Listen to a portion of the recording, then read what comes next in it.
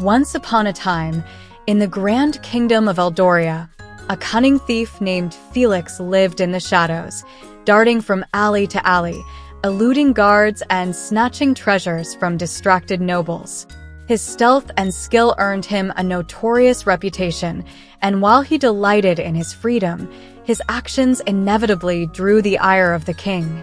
One fateful night, while attempting to pick the lock of a wealthy merchant's estate, Felix was caught by the king's soldiers. Bound and brought before King Alaric, he stood proud despite his dire situation. The king was known for his fairness, yet he ruled with a firm hand, ensuring that justice was served. The throne room was opulent, adorned with golden tapestries and shimmering chandeliers, a stark contrast to the dirt and grime Felix had grown accustomed to in the streets. The king, an imposing figure with a crown that gleamed like the setting sun, peered down at Felix with a mix of curiosity and authority.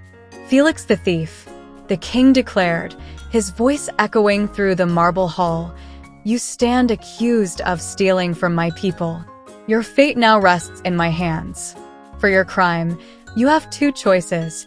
You may be hung by the neck until you are dead, or you may walk through yonder door." He pointed to a heavy, wooden door at the back of the chamber, which had remained closed and shrouded in mystery. Felix's heart raced. He felt the weight of the noose already tightening around his neck, but the door, was there hope on the other side? The stories that echoed through the taverns spoke of endless despair, but Felix had never been one to trust in folklore or fate. He weighed his options, thoughts racing faster than a hawk in flight. "Your Majesty," he replied, his voice steady despite the anxiety swirling in his chest. "That door could lead to anything, a pit of snakes, a lion's den, or perhaps a dark abyss where I would find no escape. Hanging may be a sure end, but I know that door is a gamble I'm not willing to take." The king regarded him thoughtfully. "Few choose the tightrope of uncertainty, Felix. It is a brave heart that desires to take risks. But make no mistake, a choice taken is also a choice made." Felix, steeling himself, spoke again. "I choose to face the noose. It is better to meet my maker today than to dance with the unknown." The king nodded solemnly. "So it shall be." He signaled to the guards, who stepped forward to lead Felix to his fate. Yet just as they turned to leave, a faint glimmer of mischief danced in the king's eyes. "But be aware, there is wisdom in seeking the unknown. Brave choices can lead to unexpected places." Felix felt a flicker of doubt. His heart sank at the thought of his choice, but as the noose was prepared, he held on to his resolve. Moments later, the noose was around his neck, and the world around him began to spin. Then, unexpectedly, the king called out, "Wait!" The guards paused, confusion etched across their faces. "Let us give him one final chance." Felix's heart pounded as the king approached, then gestured toward the door. "This time, Felix, let me make it clear. On the other side of that door lies an escape, but only for those who dare to seek it. You shall have one count of 10 to decide." With that, the king retreated to his throne, and the soldiers stepped back. Felix's mind raced. Was it truly freedom behind that door? Or another trick? The countdown began. 1. In that moment, memories of his life flooded through his mind.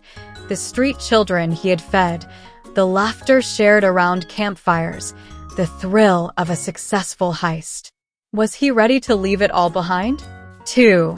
Two lives hung in the balance, the thief and the man he could become if he chose life beyond those walls. 3. But would freedom be worth the risk of the unknown? 4. Suddenly, doubts began to transform into possibilities. What if the king was sincere? What if fate truly lay beyond that door? 5. The echoes of the chamber bounced off the walls. Felix could smell his impending death, but he could also sense a distant pulse of hope. 6.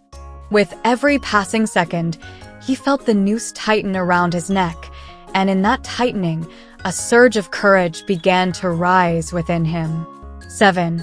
Felix looked toward the door, then back at the king, who met his gaze with a small smile. 8. If he chose death, there would be no more choices, no more life, no more freedom, no more chances to change. 9. 10. In a swift motion, Felix wrenched off the noose and sprinted toward the door. The guards shouted in alarm, but the king lifted a hand, allowing the thief to charge through. As Felix pushed open the door, blinding light flooded his senses, and he stumbled across the threshold, leaving behind the world of shadows. On the other side lay a vast, open field bathed in golden sunlight, a gentle breeze inviting him into the embrace of freedom. He turned back to see the door close behind him with an echoing thud, and for the first time, he breathed in the scent of endless possibilities.